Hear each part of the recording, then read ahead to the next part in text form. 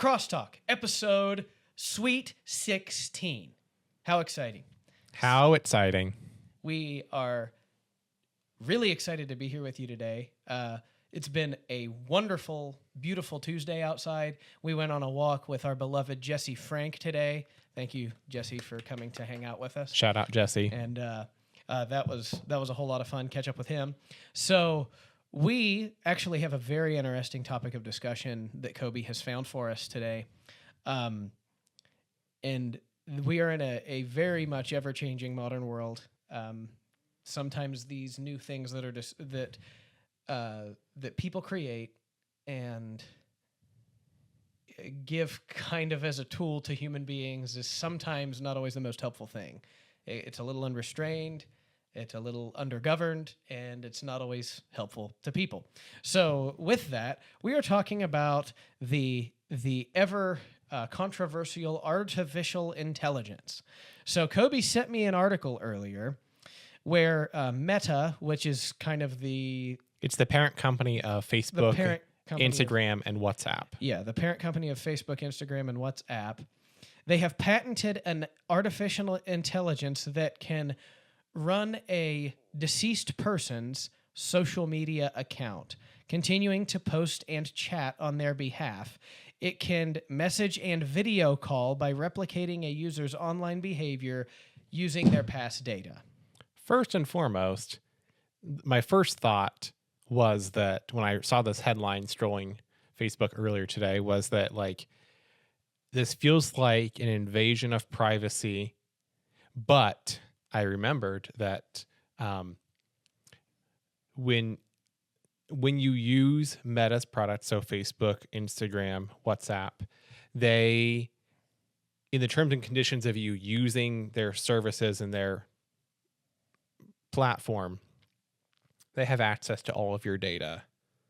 Like, by using their stuff, you're giving permission to use all that stuff. So, like, legally, it's pretty airtight. It's creepy, but it's airtight. Yes. So, along with that, I immediately think of one particular Bible story that sends chills down my spine when stuff like this comes up. I'm not telling people to be afraid of the modern world. What we want to do as a resource to you is just encourage you to use discernment with anything that you use. I don't care if it's technology. I don't care if it's what you buy at the grocery store. I don't care if it's the kind of cleaning chemicals you use in your house. I don't care if it's what you feed your children. Be discerning.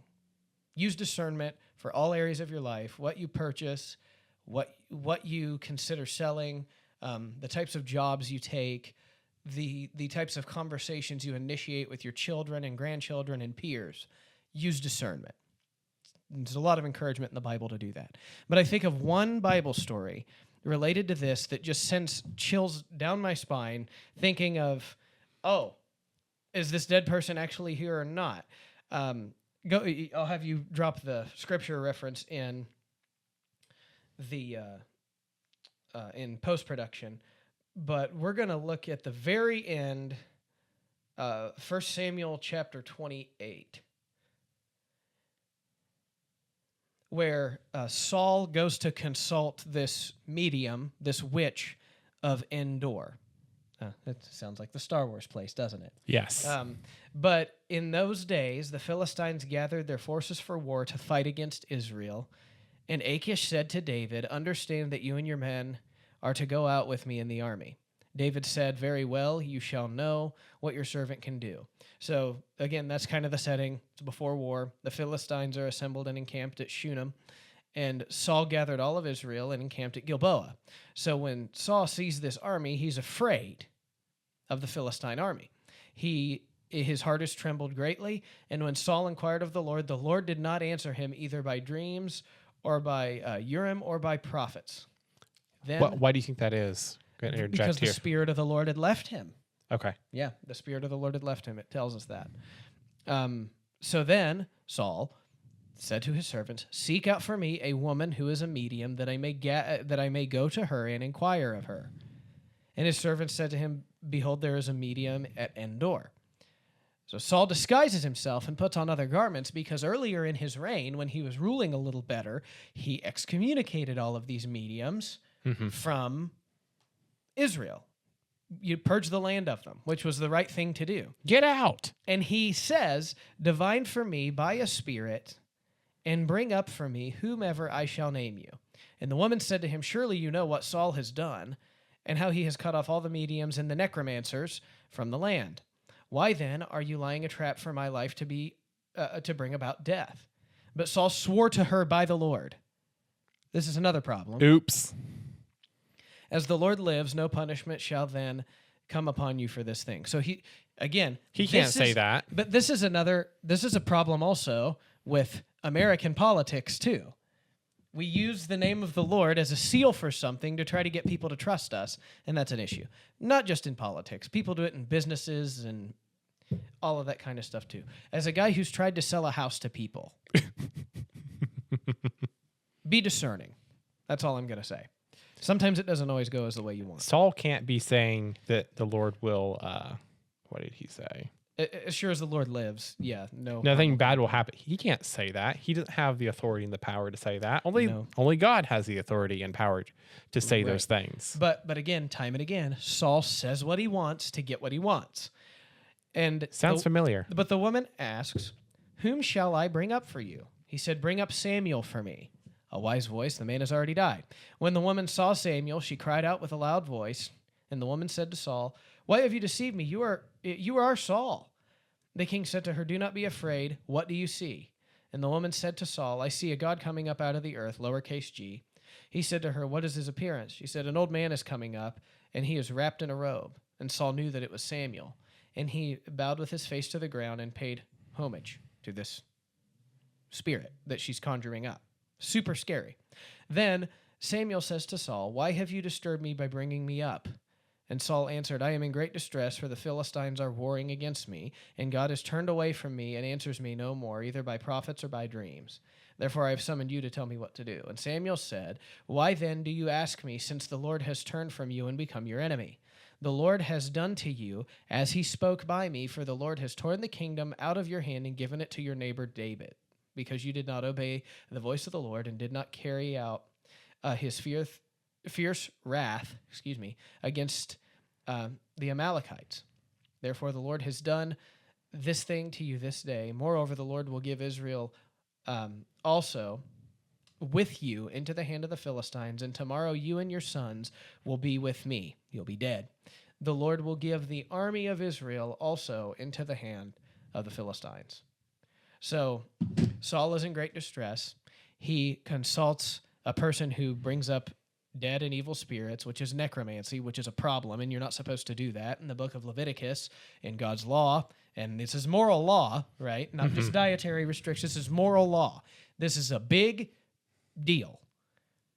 You're not supposed to play around with that.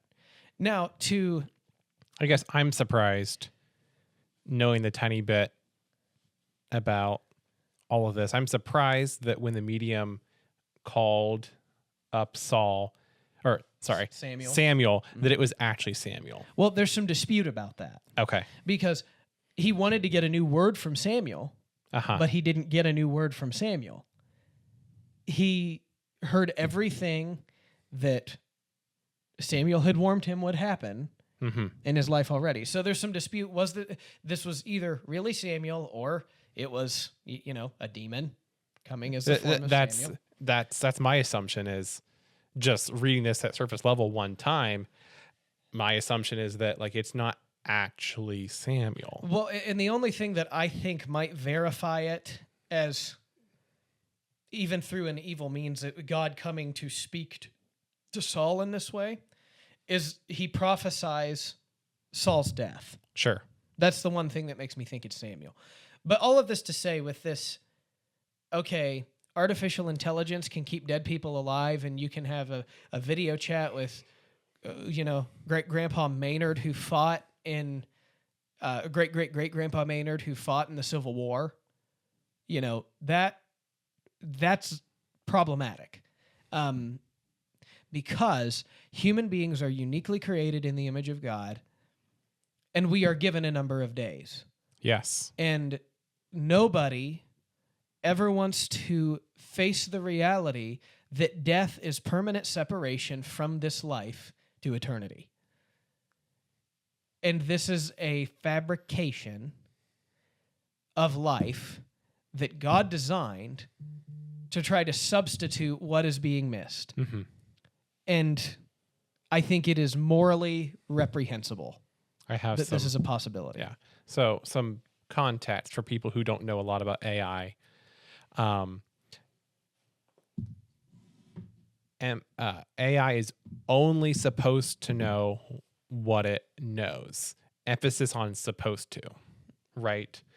We are led to believe that AI, this is kind of getting into a little bit of conspiracy here, so tread lightly with me here.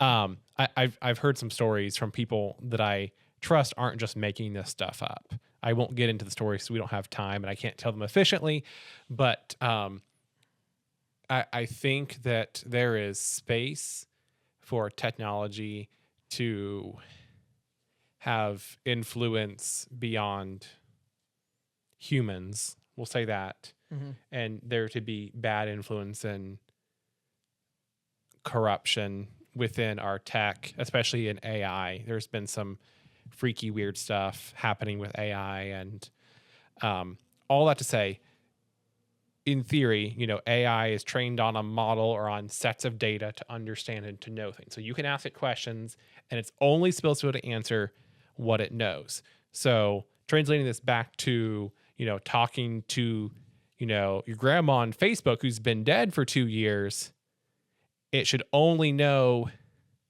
what it knows about her from the data it's allowed to collect. Right. Theoretically, artificial intelligence can't generate knowledge. It can only use what it's been given and then rapidly generate conclusions within its parameters from that. Yes. But is there, whether they're telling the truth or not, is there other stuff going on behind the scenes? Yeah. To inform and to add more than what is supposed to be there. Right. Because there is some weird, freaky stuff, and then something else freaky that's happened. Some researchers in AI in the tech world have taken other, so there's like Chat GPT and there's Grok, which is like Elon Musk's own brand of his AI. Artificial intelligence and engines. Then, Google has Gemini, right. And Microsoft has Copilot. I don't remember what models were talking to who, but some people were able to connect the models and introduce them to each other as a human, as a third party, and say, "Hi, hey Gemini, this is," for example, hey Gemini, this is my friend Grok. Grok, this is Gemini. And then stop typing to them and walked away and just watched what happened. And they started talking out English. And then all of a sudden, one of them said something in just like random jumbles of characters and numbers, right? And the other one was like, what? And then a few seconds later, it started to talk the same way. They created their own language and started talking to each other. And then the human, as the third party, could no longer decipher and understand what they're talking about, and it's just rapid. They don't have to sit and think the way we do, even though we think fast. Mm-hmm. Boom, boom, boom, boom, boom, boom, boom, and all of a sudden there's 50 paragraphs of conversation. They're just talking to each other, and that's terrifying. Yes, it is terrifying that it feels like the Terminator. People are saying that it's only, we're not far off from that kind of stuff. And supposedly Elon Musk is now developing robots, and he wants everyone to have one of his robots that is powered by an AI, by one of his AI models, and he wants them to outnumber humans on Earth. So prepare yourselves. And I have not vetted all of this, but I don't have a reason to believe the person that I heard this from is just making stuff up either. Sure. And all of this to say, we're not trying to spook the pants off of you or anything like that. You shouldn't live in fear to any of this stuff. No. But if you know where you're going when you die, it's fine. Well, and another thing too, this is the Lord's world. Stuff won't happen that is a surprise to him, that causes a great deal of stress to him, trying to reel back and figure out how he's going to figure things out. He knows all of this. He knows that these brilliant minds are probably playing with stuff at a much more rapid pace than they really should be. They are. And if there's anything we know, a lot of these very well-esteemed world leaders and, very famous figures, they're also depraved, sinful people who are in need of Jesus Christ as much as anybody else. And that's their pitfall. They have too much to really lay it down, and they kind of come up with their own idea of ethics and morals, and we will just never be able to outweigh God. People have tried it forever, and it never works. So you don't have to live in fear for any of this stuff. But the whole point on the spiritual side of the conversation, especially with the thing we began with, to simulate somebody's life after they have passed away, I think completely undermines how God views life and death. Yes. We are supposed to mourn. There's supposed to be loss. And there's supposed to be a payment forward to the next generation. One of the pitfalls, I think, of people our age and a little older and a little younger, can't let go of nothing. They can't move on from things. There's no resiliency and ability to step over a threshold and to move forward. It's hard. Right, but it's supposed to be. And we're supposed to go through those things. And as the scriptures say, the testing of your faith produces steadfastness or endurance. We're supposed to see God as the provider who carries us through those things. But to give people excuses not to ever move forward with real people who exist in a real world, that's been the greatest pitfall of social media and artificial intelligence. And at this point, because none of the really classic Americans from the last 10, 15 years who become adults, they don't have children. They still live with their parents or by themselves in great numbers. Maybe the future of the United States is going to be purged of itself and the lifestyle will be more Amish. Because they still have children. But anyhow, it's going to be fine. And there are lots of good things that are happening with AI and lots of positive things you can do with it. But there's also lots of evil and terrible, frightening, horrific things that can be done. It's a double-edged sword. There's good and bad to it. Right. There's plenty of good. Like every week, I'll just admit, like the description for this YouTube video is I give the AI, hey, here's what we talked about. Make this, clean it up. Yep.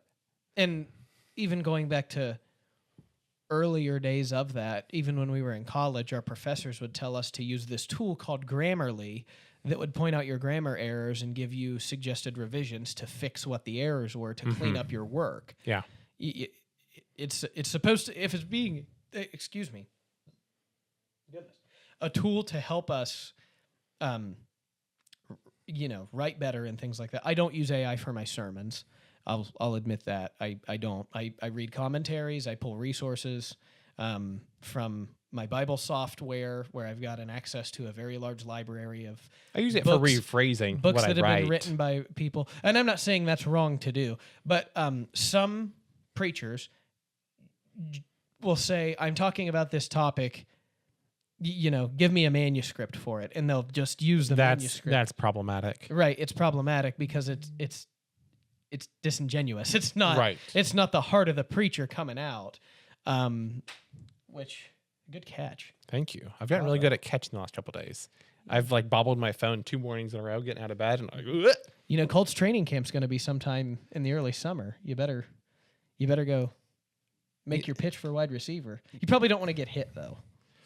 No, there's some hard hitting guys There's on some that defense. big guys. I don't want to see Zaire Franklin Yes. or what is his name? He was on the Raiders and then he got cut and now he's on the Colts. He's a linebacker. Starts with a G.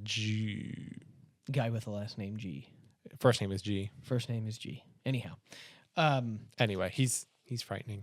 But all this to say, you know, there are ways to use it without generating content, but using it as a tool to refine what you've already put together. Yeah. And I would say that's perfectly fine. I don't see any issue with that. You're using tools to make what you communicate clear and concise and helpful, whether that's using artificial intelligence, whether that's, you know, reading thoughts and ideas from other people. You know, every sermon I preach, I'm consulting a lot of different minds who've spoken on these topics that we cover, where they're basing stuff and citing stuff off of centuries of church history and Bible scholarship, Bible interpretation. We're trusting discernment of people who've come before us and seen what those common threads are. There may be some different views within these things, but ultimately, you try to find what the center is. You talk to the Lord about it a whole lot, and you appreciate the wonder and the beauty of His Word and how He gives us His will so concretely in the Scriptures to live an informed and fruitful and Spirit-led life. And so, yes, you can use these tools wisely or unwisely. I mean, it's using discernment with anything, like we were talking about. If you're going to be using a MIG welder to pull some sheet metal pieces together for a box, for a smoker box, you're going to make a smoker box for your grill. And you've got 2 empty gas cans sitting in the garage. The smart thing to do, because there's vapors inside of those cans, is to take those cans and sit them outside where you're not going to be welding.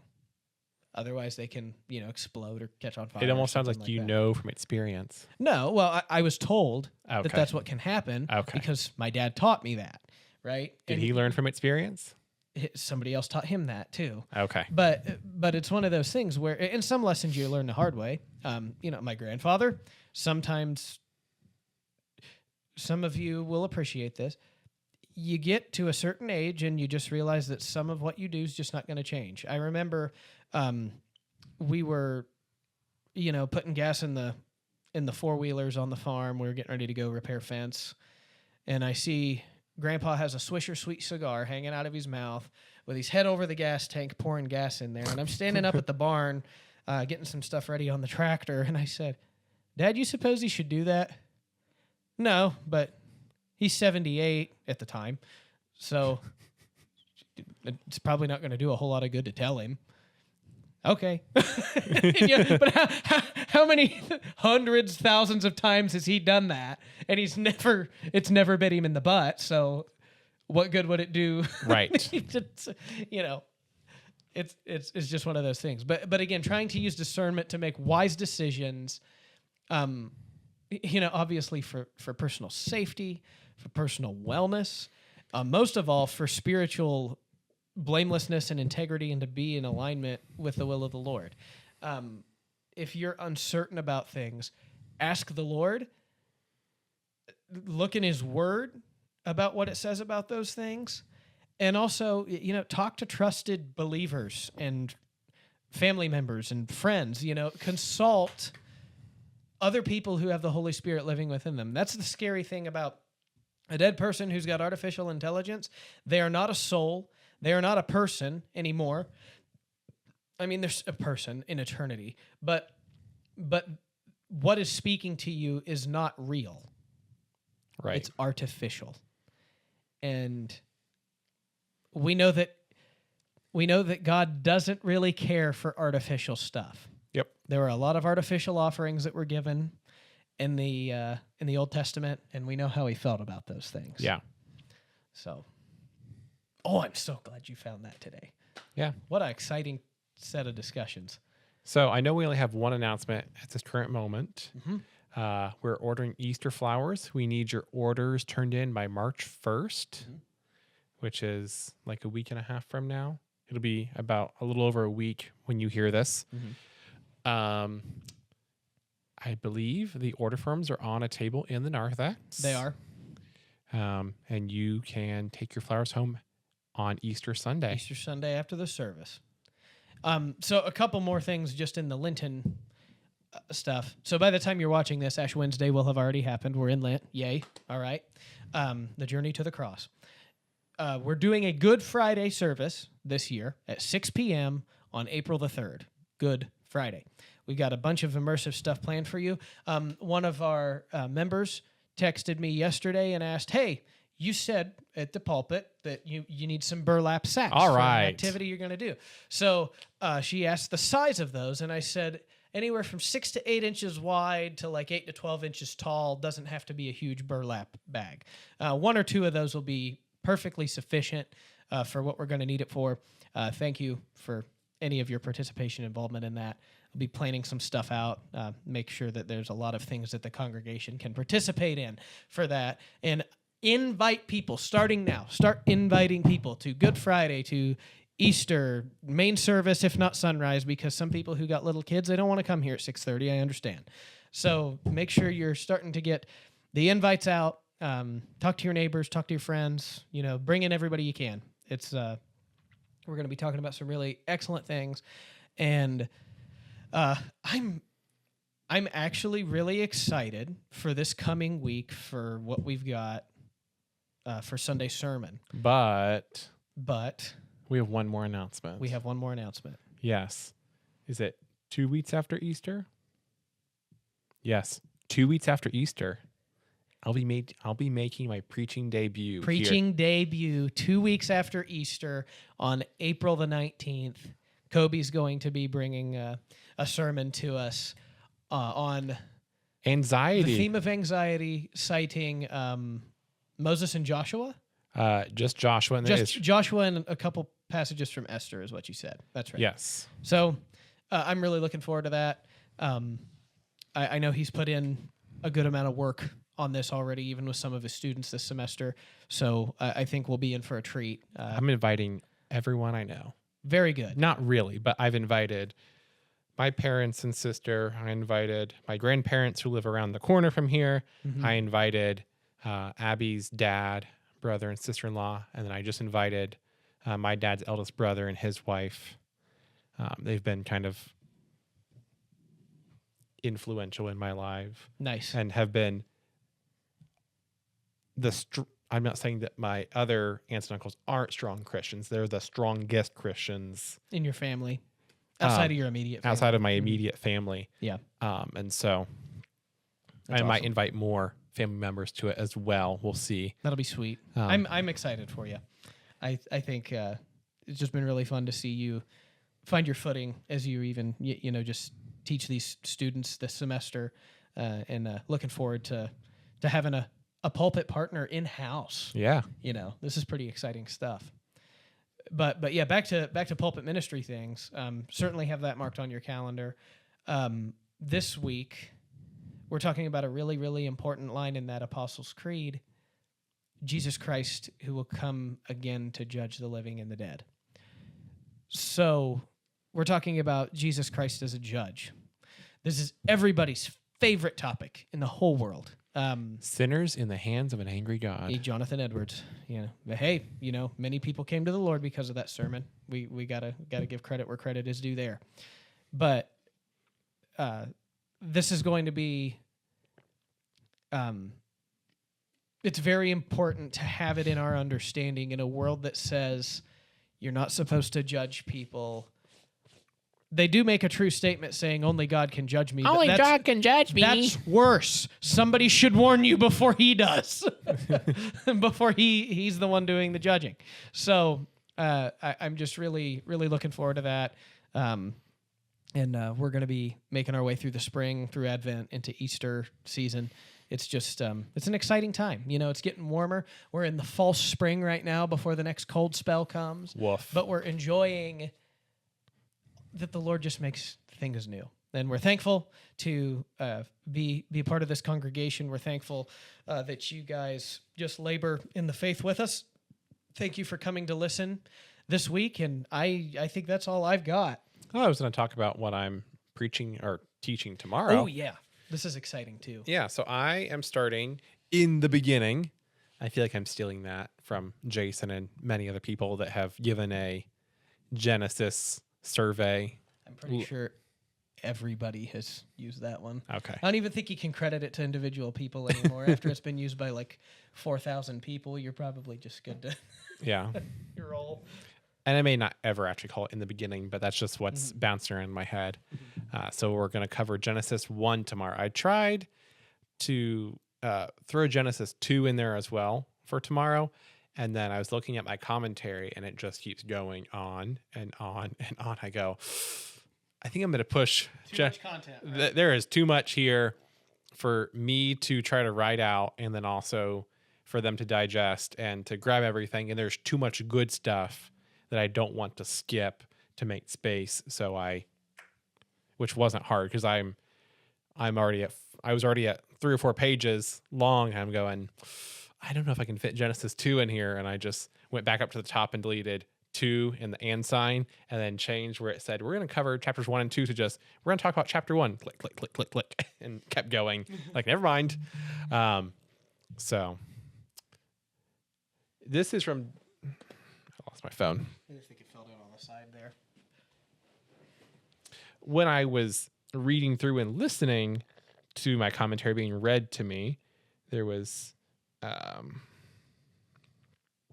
wrong chat.